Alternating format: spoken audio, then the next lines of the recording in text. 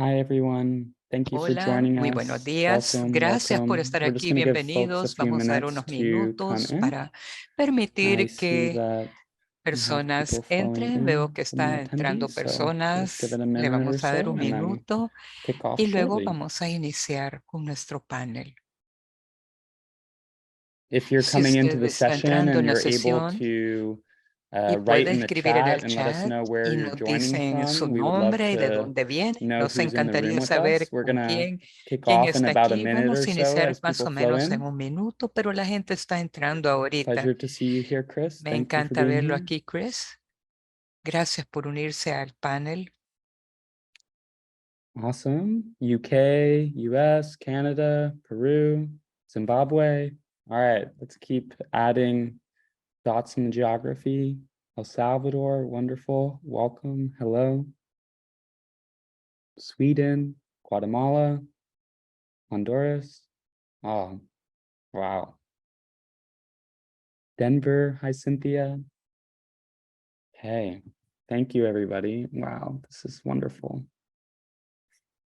Okay, I'm going to give it 30 more seconds as people are flowing in, and people are just introducing where they are in the world in the chat as we start, and welcome, welcome. Okay, looks like we're getting to a little bit of a slowdown on the attendees, so yeah, I think we'll start to kick off.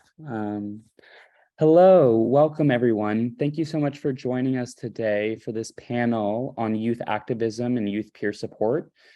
Today, we are closing out the month of May, which is in many parts of the world known as Mental Health Month, but I can assure you that the people that you're talking to live mental health every day and are working on this day in and day out. And we, in knowing the other panelists, have committed our lives and our minds and our hearts to this work. And so I really think that as we close out May 2023, we are starting the rest of the year and the rest of mental health days in our lives. And so it's a true pleasure to be here with you all. Today's panel is really rooted in elevating our commitment and our passion for supporting young people with mental health, emotional challenges, and just all young people in general navigating the world today. There's about 1.8 billion young people, and we know in the unique times that we live that mental health is more prevalent and discussed and brought into families than ever before. And it's our duty, and I think a shared ethical commitment, to just push the conversation further and further so that we can better support our friends, our peers, and our communities. And I come to this work from my own lived experience of mental health challenges, and I just want to honor all who struggle in any way or form, that you're loved, and we see you in your struggles, and that it's okay. And we're a shared community who also struggles, and that's part of this kind of messy, wild life that we live. And we're all working to improve the systems that we're all a part of, that they can meet us with more care, compassion, and love. And so I have three amazing panelists today that we're going to hear from their perspectives around effective and impactful approaches to supporting young people from a range of contexts. We have Matthew Hewsome, who's a facilitator, researcher, and coach that works at Cities Rise, building research, innovation, and movements that support youth-driven mental health transformation across the world. Matt is a tireless advocate for youth mental health, a genuine soul, a lover of nature, and I would just say like a warm, special being that I think we're all grateful to have here today. And if you haven't seen the work of Matt, I highly recommend you check him out. We have Grace Gatera, who's joining us from Kigali, Rwanda.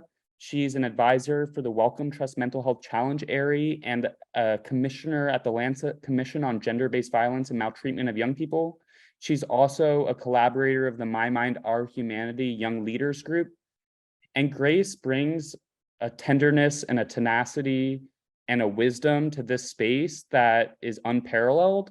And I am just honored to have her with us. It is a true gift to have you join us, and I'm really excited for what you're going to share, Grace.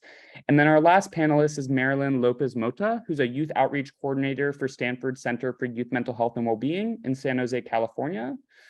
Marilyn is also someone who has a steadfast commitment to ensuring that there's meaningful youth engagement and youth justice in how we work, and also challenging preconceived notions of what it means to live and support young people in ways that are equitable, thoughtful, and compassionate.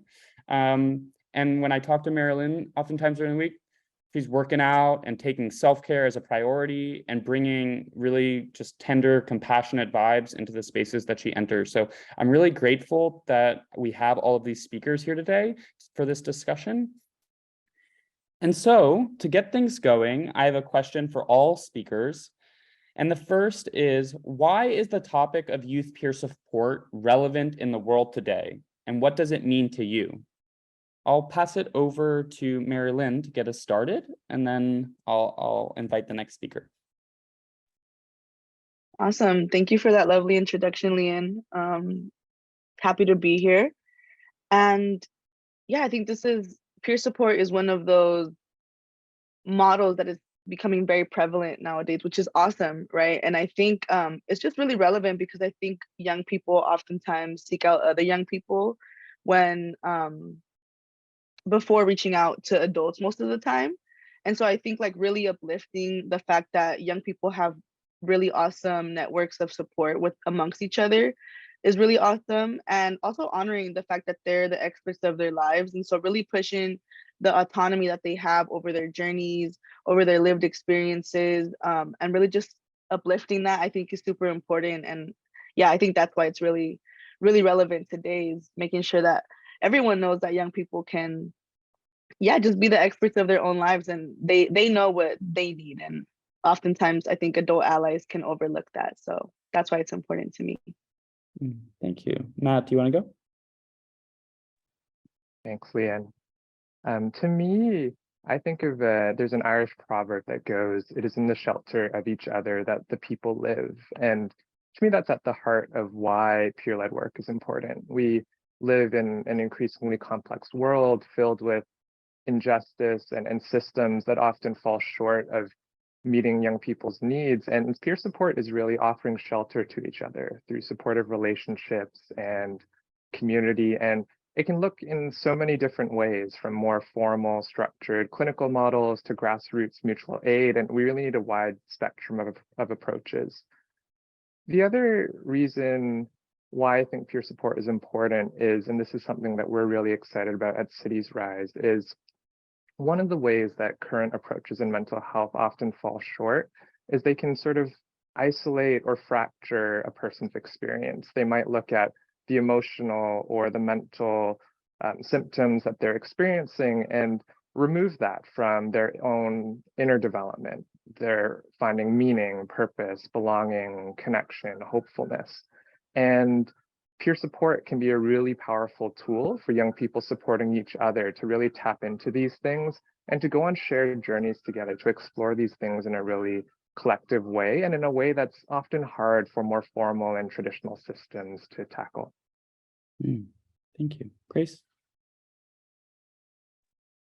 I was thinking about this question, and I think for me, the reason why peer support is becoming relevant, I'm going to tie it to my experience, is whenever I was going through a mental health challenge, I always felt alone. I felt like what was happening to me was oversized and grotesque and had never happened to anyone else in the history of mankind.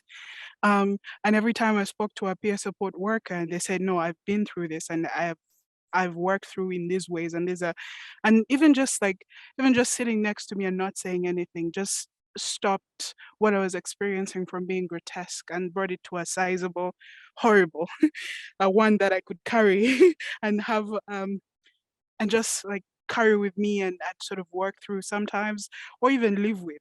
So I think that's why peer support is really relevant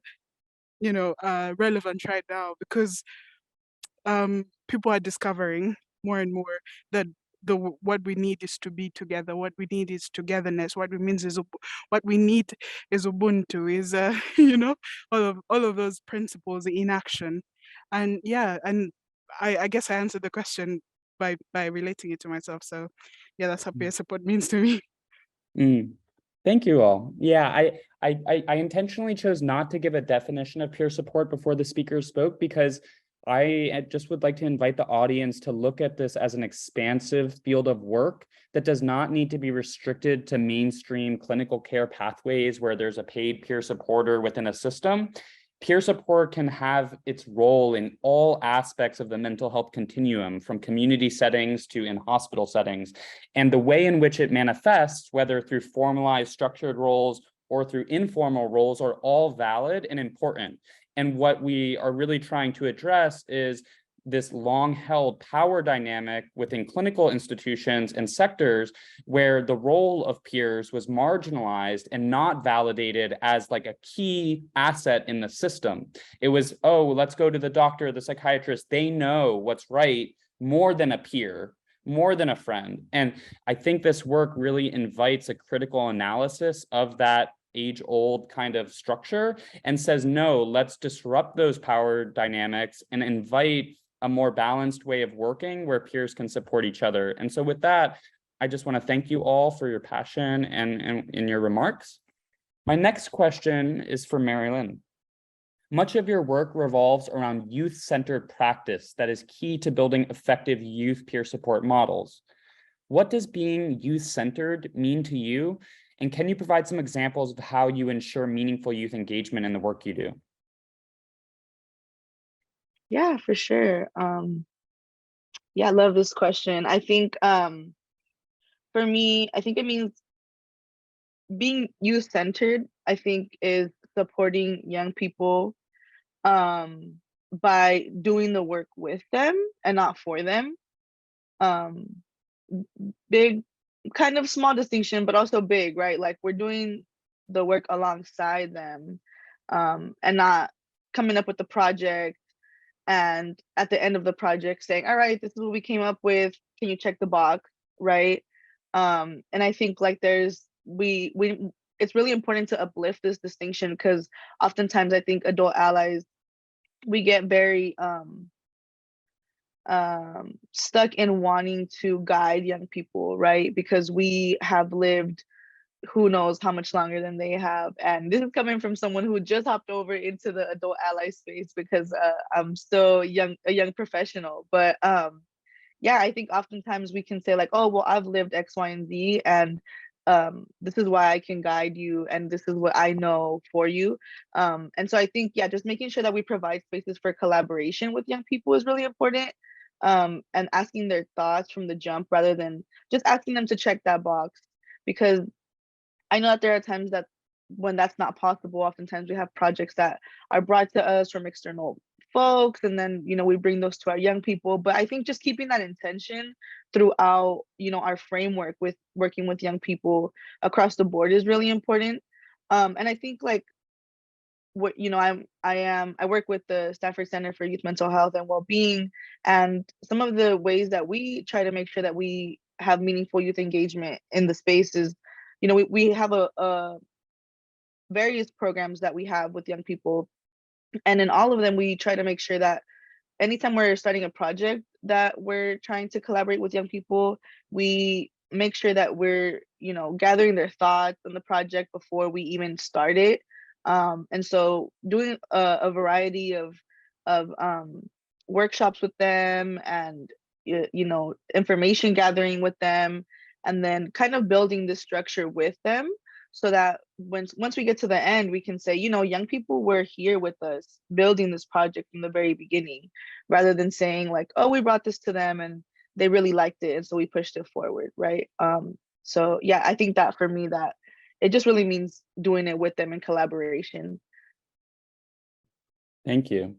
Yeah, and honestly, from my experience working in the youth mental health space, meaningful youth engagement and bold ways of involving young people is the road less traveled, because it's often not easiest and it's hard. And young people require extended lengths to make it meaningful and inclusive for them, and that goes against certain ways in which systems work that favor and prioritize kind of like people with degrees and adults and all these things. And so it is a shift in how we're asking people to act. And so, yeah, I really appreciate what you said. And for anybody that's in the audience who works with young people, you know, I just want to see you in all the ways that you extend yourself to make it work with young people. Because from someone who does it, it's not the easy way out. It's definitely more work, more time, and more resources that make it work well. So my next question is to Grace. Grace, how can we ensure that those voices of those with lived experience, so particularly young people who are living with mental ill health and who have lived experiences of mental health challenges, are brought into the decision making around what's happening to them? And I'm just going to add a little bit of that. It's also, how do we ensure that the kind of the business as usual young people are not the only voices in the room? So how do we ensure that young people that who have lived experience, but are also not always the ones being invited to the table, are the ones at the table, if that makes sense? Thank you. Those are very good questions. I just, like you said, you're a person who has worked in youth engagement, youth involvement, and lived experience involvement. And actually, everyone here might know how much the work does not begin at inviting people. The work begins way before that happens. Preparing the space, making sure that the space is accessible, making sure that whatever you're trying to bring them in, that it is something that they will find themselves in, that they will identify with, that they will contribute meaningfully to it. And I guess that's more of the same, right? It's making sure that you've done your work, that they're not coming in to adjust to the situation but they're coming in because this space has been invited. They've been invited to it. Sorry, my English sometimes goes away. They've been invited to it, and that the space has been created for them and with them in mind. And I realize a lot of people like me, who come from poor backgrounds, who come from we're not the minority, but from Black and brown spaces. The, the spaces are usually not prepared with them in mind. And so when they come in, they have to adjust, they have to learn the language, they have to learn the, the bureaucratic know-hows. Like from when I began, I didn't even know what what these forms were. And I'd be given like like a university form to sign. And I'm like, what does this mean? W-2, what was that? I had to teach myself, and I had to ask, to lean on my peers who had been doing the work before. But I think for me, it's really important that these things are prepared by the people that are inviting them into the project, and that they're anticipated.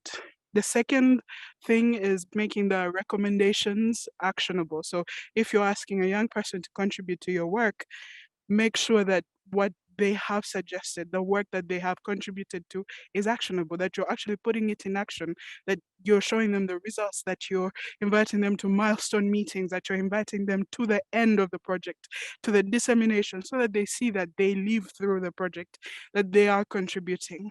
And also being ready to be accountable, right? It's not just come in when things are positive, but when there's a difficulty in the project, have a talk with them, have a conversation. We're young people, but I'm not that young anymore, but the people are young, but they're not stupid. They know what they want. They know what matters to them. They know things actually more than sometimes than the person who's leading the project. So having a very being held accountable, being willing to be held accountable, leaving your ego by the door is really important. And yeah, and seeking positive examples of what's already working. A lot of people in LMICs, a lot of people from backgrounds like mine, there's a lot of conversation in the Western world about how there's no data to reflect what is happening, how we're dark, we're missing, like there's no information about us. but I can tell you that peer support modules have been there before colonization. People lived in communities. A child was raised by the village, learning what the context you're working in, and learning what the language for it, and learning what it means, what peer support means in the context. I think all of those are things that need to be done in order to bring us in, and making sure that it's not the same. I have actually a bit of a pushback. It's not the same faces. I have a bit of a pushback about that. I think that there are not enough Black and brown people that every time we get into a space, they're like, this is the usual face that we invite. No, that's not our fault, right? It's not our fault that we are the ones being invited. Widen it. Don't make it competitive for people to always grab at these opportunities. Make sure that there are adequate spaces, as in if there's space for more, if there's space for people within the Western context to come and contribute as much as possible, there's definitely spaces for people from Black and brown spaces to also contribute. So don't make it competitive, don't make it a cutthroat thing where people have to backbite each other and fight for opportunities. There's enough wealth to go around. There's enough opportunity to go around. There's enough opportunity to contribute to our project. Make it democratic. Bring as many people in so that it's not just the usual suspects. So I turn it back to the people who organize and who are in charge of the systems to be the ones who are not choosing the usual suspects, or who are not only choosing the usual suspects. Yeah, sorry, I got a bit passionate at the end. No, thank you. I appreciate that. And it's that work, it's that invitation to go outside of what's easy and try to take additional lengths and to not put the burden back on those with lived experience. I think something that I've really learned is that within all of these systems, within engaging young people, within attempts for peer support, there's so many ways that the burden of the work is offloaded onto those that you're actually trying to support and uplift. And so as practitioners, finding creative ways to either hold that burden as a position of power and carry that and do your own work to deal with the intensity of what that means so that you're not trickling it into someone else. It is a really powerful method of working. And so I really appreciate all the points you made. All right, now to Matt. How do you see peer-led action growing in the field of global mental health? And what are some ways that Cities Rise is working to create connectivity amongst innovators working on these issues? Thanks, Leon. I think picking up where Grace left off, we're seeing really exciting growth in peer-led work. It has also been happening for a long time, but the amount of resources and funding and things available to people doing this work isn't at all growing in proportion. And right now it is really cutthroat. It's, hundreds and hundreds of organizations or collectives applying for the same grant, and maybe 10 or 20 of them get selected. And the vast majority of them are probably doing really interesting, meaningful work. And so that's a big challenge that we face. I think we've been lucky to work with social innovators in mental health in over 20 countries. And we see that peer support, peer-led work really differs based on the culture and the context. And that's part of what's really powerful about it. The way that peer support is done in an informal settlement in Cape Town is so different from in a humanitarian setting in a rural part of Cameroon. And one of the threads that we do see as really common and exciting is it's a shift away from one of the more traditional approaches to mental health. That's, hey, we have this intervention, we've studied it, and now let's make tweaks for it. Let's, layer on a bit of an art space component. Let's make it exciting and engaging for young people. But really, sometimes that can be done well, but often young people will know when an intervention was developed and then there were small tweaks made. A lot of the peer-led work we're seeing is starting from the fundamental place of we need to create this work in a way that really deeply resonates with young people, whether it's through theater or graffiti or surfing or different ways of engaging young people that are really fundamentally resonating, and then also bringing the best available evidence and other things to bear to help make the interventions as impactful as possible. we've been working to support 2 ways that we've been working to support peer-led work. Is the first is, I think the folks on this panel and many who are listening can identify with, a lot of youth-led organizations are led by young people with lived experience, which both brings a real deep wisdom and commitment. And it's also challenging to be so proximate to challenges that, you know, I or you might face yourself. And it can be complex to be a young leader in a space that is so competitive and where there aren't a lot of resources.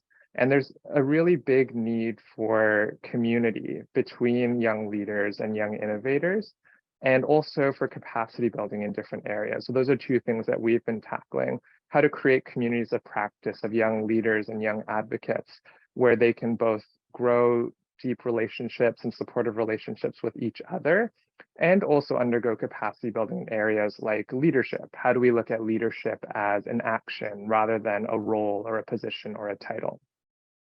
The second way that we at Cities Rise have been working, and this is very much emerging, is there are some key questions sort of at the ecosystem or the field level that are really relevant to peer support or peer-led work. How do we think about impact, especially when we're looking not just at the clinical side of the mental health continuum or the mental ill health side, but really across the continuum? How do you think about impact? What does it mean to do effective peer support work? How do we think about increasing the sustainability or the scalability of peer support work? So tackling these questions really can't be done sort of at the top-down level or even just through research. It really needs to be practitioners and young people and researchers and system leaders coming together to do shared learning and shared exploration of these questions together. Yeah, thank you so much, Matt. And just speaking from my own personal mental health journey, it's not been linear. Like, I wouldn't always read good outcomes of impact if you look at the traditional model. And so I really think that that is something that needs to translate into how we look at peer support. How do we look at cycles and process and journeys over a longer period of time than purely momentary reduction in symptoms that maybe all the other external factors haven't been elevated? So it is a question around impact, and I really appreciate you bringing that up. And I just invite people to really look at the life course in deeper ways, and we can all collectively challenge impact models that don't take account for the natural, ups and downs in life that will inevitably happen. But how are systems creating conditions and containers for healing that are actually supportive of people rather than re-perpetuating harm or not providing any support at all? And so those are, really big questions, and I really appreciate you bringing that into the group. Mary Lynn, can you share about some of the peer support work you are doing at Stanford University and what you have learned so far from trying to implement youth peer support programming? Yeah, happy to share. So, yeah, some of the programs that, are peer support programs that I personally work on. The first one is Good for Media, which is a peer-to-peer digital media campaign where young people in the space advocate for balanced social media and tech management. So really uplifting healthy tech and social media use, while also acknowledging that there is negative impacts of that on young people's mental health, right? That's really, really relevant right now. And so some of the work that they do is, and have done, is that they collect youth testimonies on whether that's verbal or like a video or written, where they share about their experiences on social media. They also create guides to navigating the news, navigating social media. They have guides for parents. They do peer-to-peer workshops in local high schools and in different mental health conferences. So they do a lot of work, right? And this is all young people who are freshmen in high school up to seniors in college. And so what's really cool about this peer mentoring program, Good for Media, is that it was started by young people and my colleague and supervisor, Vicki Harrison, and they really saw a need to address, this this isolation that was happening during the pandemic, right? Young people were spending so much time on social media, and it was really impacting their mental health in negative ways. And so, yeah, that's the reason that they started that. And I think some of the learnings that have come from wanting to implement this work and working alongside these amazing young people, is, you know, one, how can we create a space for young people to feel ownership over these projects while also working with adult allies who are leading and guiding them, right? So I think like really reiterating to them that, you know, I'm here as an adult ally to support you because I have these resources. But I also want you to feel that, while I'm facilitating or guiding, like feel free to engage and add your thoughts, add your feedback, be constructive, and what you would like to see in this space and what I can do better, and just really acknowledging that this is a give and take. I think it's really important and something that I'm learning along the way. I think also like finding resources to support their engagement and honoring their capacity. I think we've all mentioned that there's this huge disparity in wanting to find funding for these programs. It's really, really, really hard when there's so many applicants applying for these grants. And even when you apply to the grants and maybe, you know, there's like 250 organizations applying for the same grant, it's, you know, it's really slim to none at that point, right? And even if you do get awarded, there's been cases where, you know, folks will say like, oh, you know, we still want to honor that you applied to this grant, but we're going to have to minimize the amount. And so it's kind of like, you know, just really having to be flexible with that. But I bring that up because, you know, young people in our program are basically volunteers. They're really passionate about the work and are really, you know, wanting to impact their communities, but they're volunteering their time and their space and their passion. And so I think just learning how to honor their capacity, because we know that they're going to school, we know that they're going to work, we know that they have other things going on, but they're really passionate and really amazing and smart and wise. And so how do we make this sustainable for them while also keeping them engaged?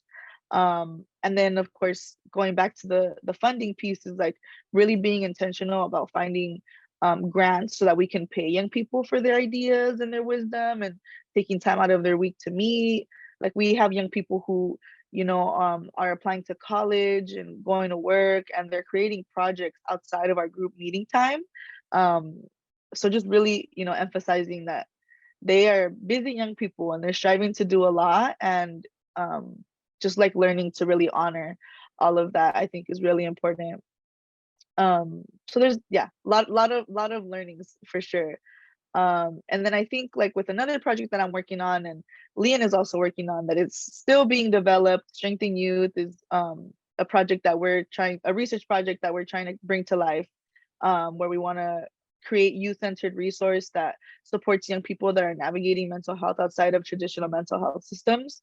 And so through this research project, not sharing too much because it's still in the works, but I think just really learning to be intentional about outreach to under-resourced communities, to engage with them on the project, because, you know, this is a project that is hoping to really uplift young people's experiences outside of traditional mental health systems. And who knows better about that kind of experience other than young people who are like on the margins, right? Who are from under-resourced communities, who oftentimes don't have access to these systems and have actually been, what we say, pushed out, right, from accessing these systems. And so I think, you know, learning to be very intentional about the communities that we're engaging with, so that we make sure that we're including voices from various perspectives and really bringing them up with us on this project. And so, yeah, lots of learnings.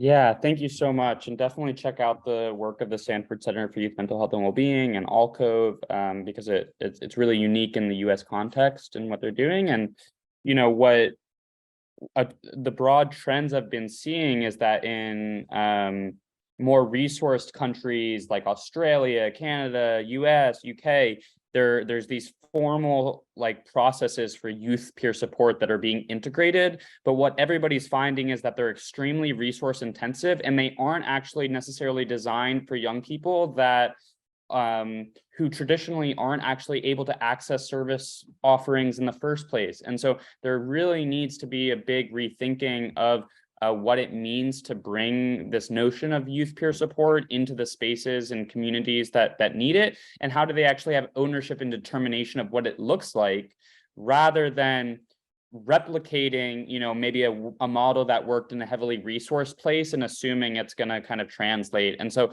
I think these are big questions about what's happening in the world.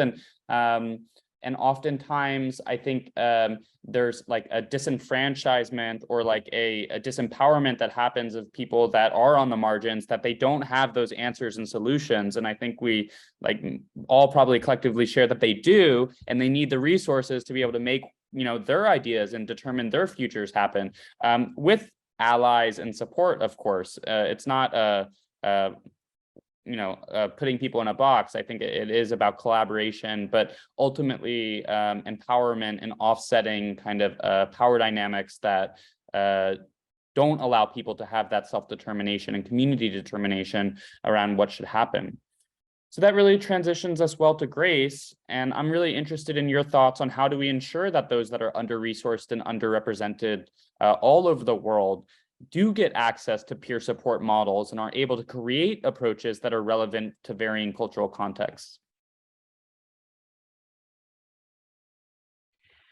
In thinking about this question, I was wondering about like who holds the power and who is the one that gives this support. And I think it's really hard. I think that like my colleagues talked about, the funding pool is really small, and the people that have the need are very many. And so there is no real way, to be honest, to ensure that everyone is represented, at least from from from the people who are seeking this support.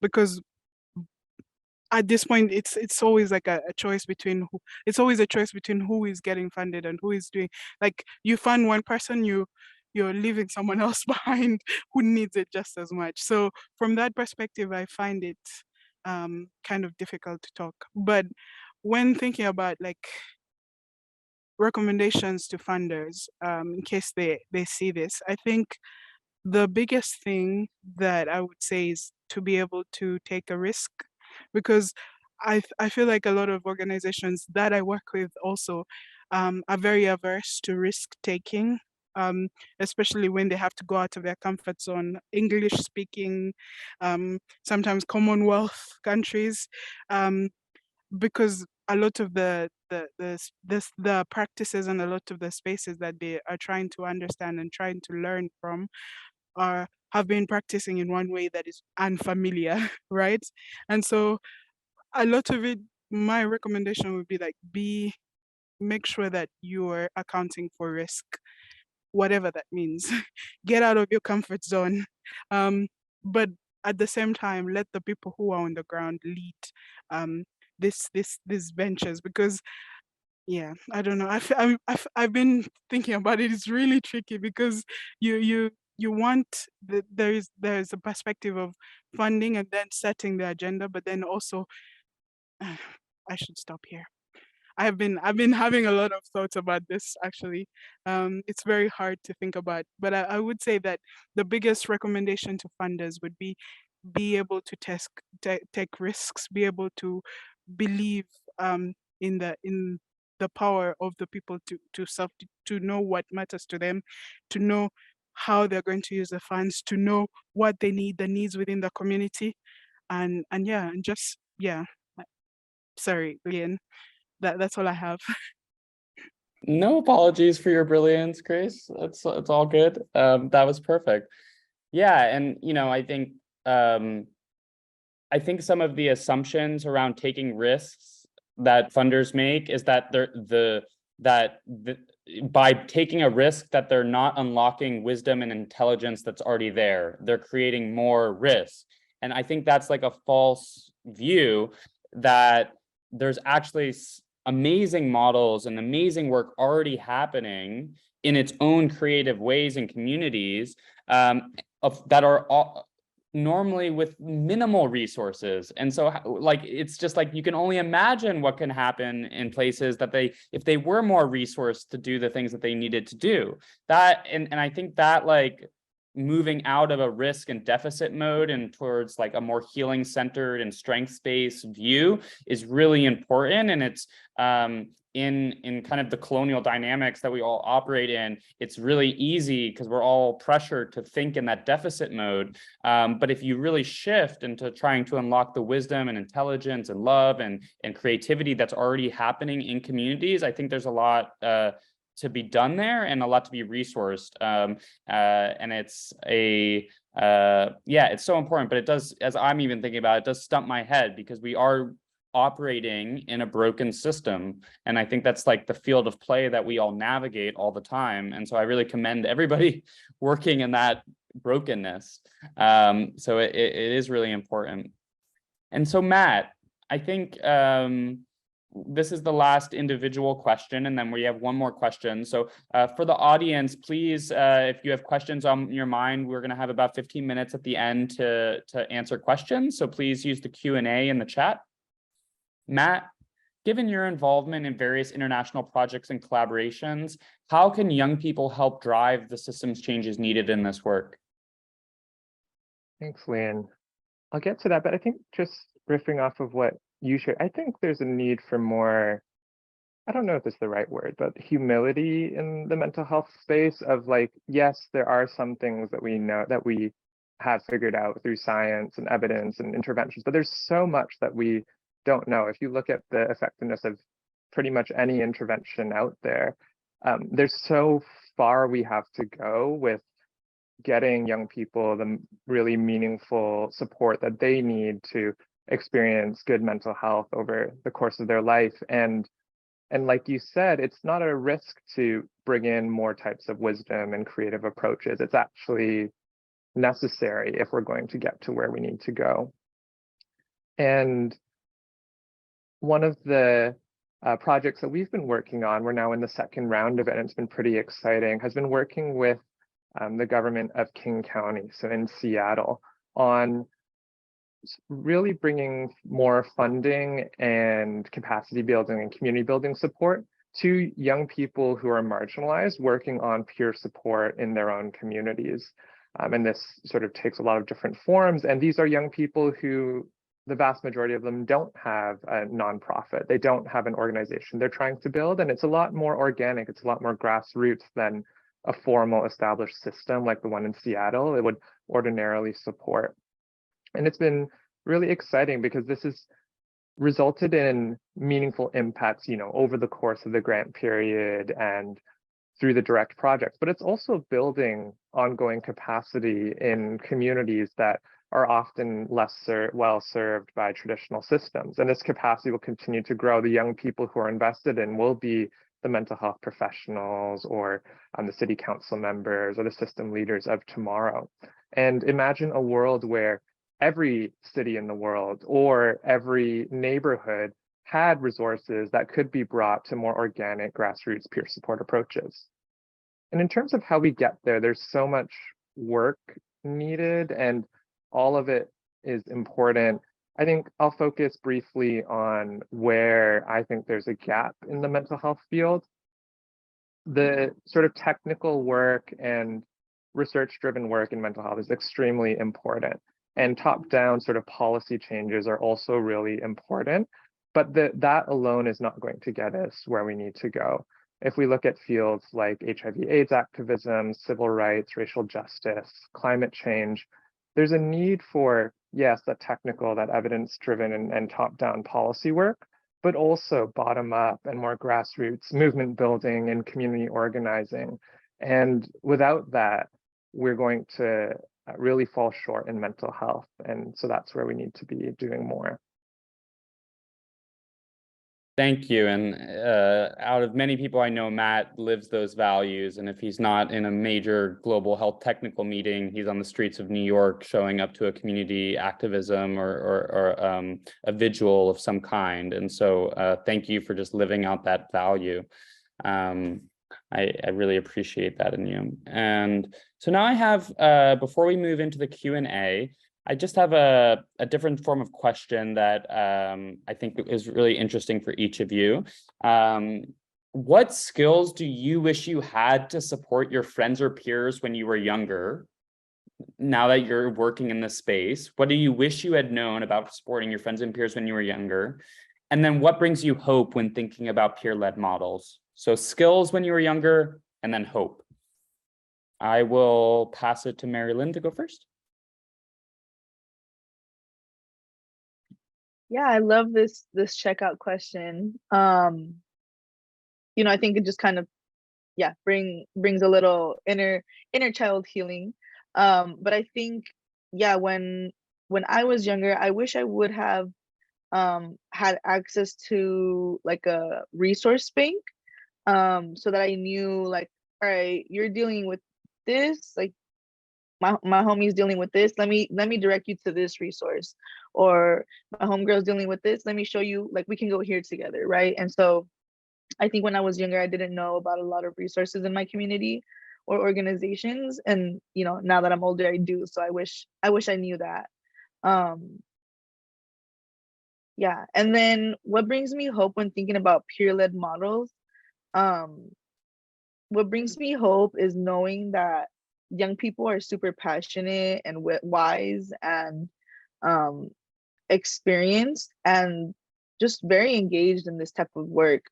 And so just knowing that they have so many innovative and modern and yeah, just wise ideas definitely brings me a lot of hope. So yeah. Thank you. Matt, over to you. Thanks, Leanne. I'm someone who really feels the need to like have the right answer to things or have the right way of showing up. And a lot of the regret that I feel in cases where I wasn't able to show up for friends or peers was because I felt so much pressure to have the right answer or the right things to say. And I wish that I had had the ability to recognize, like, hey, there's no answer I could provide, and the most helpful thing for me to do is to bear witness and to just be there and to be supportive. And what brings me hope? I think what brings me hope is the power of community and young people in community with each other. And so, yeah, even with the folks on this panel, folks who've been making connections at this conference, hope that these relationships will sort of continue and will lead to change together. Thank you. Grace?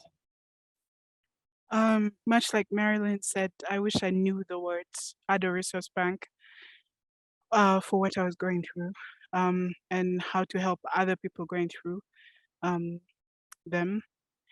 And I wish it was in my language, in the languages that I was using at that time, so that I would know that, you know, because a lot of people say they don't have trauma, but then in our language, they say ndahanga, it's a ndababaye mfite agahinda, which is in Kinyarwanda, means sadness, trauma, and all of that. So just learning that these words mean the same thing is also another sense of building community. And I wish I'd known that much younger because I know a lot of people who needed the same support that, you know, I received. And what gives me hope is that actually these things are being created, that this generation is, you know, one more step towards, you know, the ideal dream of all of us receiving support from our communities, all of us living within this, not having to leave or not having to change ourselves so that we can receive support, but the support coming into our homes, coming into our communities, being delivered by people who look like us, who go through things like us. So yeah, it gives me so much hope because like someone said, we stand on the shoulders of giants, but I like to think giants stand on our shoulders because they are creating more than we have created. And I'm so excited to be able to support them as they, you know, as they create. Thank you, Lian. Thank you. Well, all of your responses gave me more hope for the future. Yeah, and I think about this question a lot. And, you know, one thing that I think about is that, when you're young, you're a little bit more reactive. You're not like as contemplative, things just come out. And sometimes we know when we may have like not been as supportive. And I just wish I knew I could have like gone back. Like I could have like noticed that like, oh, that comment I said maybe didn't validate their pain. It was probably like toxic. And I could have gone and checked in with them again and been like, hey, what I said probably wasn't the most helpful thing to you, but like, I'm here for you now. And so that like reflexivity is the term I understand to be, where you can go, you're not set in stone in your micro moments. You can always, have opportunities to support someone and have healing. And I think about, I wish I was told that message that like, even if I'm like young and dumb, I could have helped, I could have gone back. I could have changed route. So that, yeah, always felt strong to me. Well, thank you all for your insightful questions and or comments and answers and just sharing the wisdom that you have. There's a few questions in the chat and in the Q&A, and I'll just start with the first one. I don't speak or read Spanish very well, but I'm pretty sure this question is asking about supporting young people who have experienced violence and abuse when they were young. Marilyn, can you confirm that that's the question? Yeah, you got it. And the question is, how can we work with youth who have been victims of abuse? Okay, awesome. Yeah, thank you for reading that. Well, this is an area that I do work in, and there's no one size fits all. And I think there's two levels that I just invite thinking about. One is that young people who have experienced violence and abuse, will navigate that throughout their lives, but it doesn't have to be a debilitating burden on them always. And that there is no one quick fix, but there is a lot of research around trauma-informed support and the impacts of trauma on young people and adolescents. And oftentimes violence and trauma are not always connected. And the one thing that I would say is that it's both about the individual experiences, but also about the collective and societal ways in which violence and trauma is shunned, not spoken about, and not addressed. And so when working with young people, it's not only about their experience of that trauma, it's also about unpacking the societal conditions in which they live in, about how they have to experience that trauma. And so that is just my comment on that. It's not an extensive answer. Does anybody else want to jump in on that one? I just wanted to say a very short thing is like, I found out through an experience that I wish, going back to your question, what do I wish I had? I wish at that moment I had the humility to realize that even though I have shared experience of, violence and stuff, that I did not go through their situation. Therefore, like to not assume that I know what they're going through, but rather to reach out with empathy and grace and humility in that way. I let my colleagues speak as well. Yeah. Matt or Marilyn, do you want to say anything on that? Or okay, so there's another question in the chat that I'm gonna just share. And I really love this question. It's with younger people younger people today are less religious, especially in OECD countries. How do you create community to reach them at scale? In the US, particularly, mental health among young people has suffered, and there doesn't seem to be effective communities to reach them en masse with the drop in religious affiliation or even a religious civil society. Well, thank you, David, for this question, because I'm very passionate about these topics, and especially about youth spirituality in a non-religiously affiliated world. So I do think it's important. Yeah, let's see. Do anybody have any responses to that? I can start. I think, well, for the question of scale and then bringing it back to spirituality, one of the trends that we've been seeing in the mental health innovation ecosystem is moving away from, hey, we have this one set model and the way to scale is to get it to the next 10,000, then 500,000, then 1 million people using the same model. And instead, I think the Ways for Change team is one of the other speakers on one of their panels. Their approach is really inspiring because they've said, hey, we do surfing work for mental health promotion and prevention for young people in our context. That's not going to fit everyone's context, but there are these 5 pillars, these things that we've found impactful, and we can work with all sorts of different organizations and spaces and types of communities to support them to integrate some of this work and to help nurture peer-led work in these communities. And so when we think about how do you scale mental health peer support work, thinking about in a world where religious institutions aren't as prevalent, where are young people finding belonging, meaning, community, purpose? And then how can we sort of build on that as opposed to feeling as though we need to create a new institution or a new formal structure?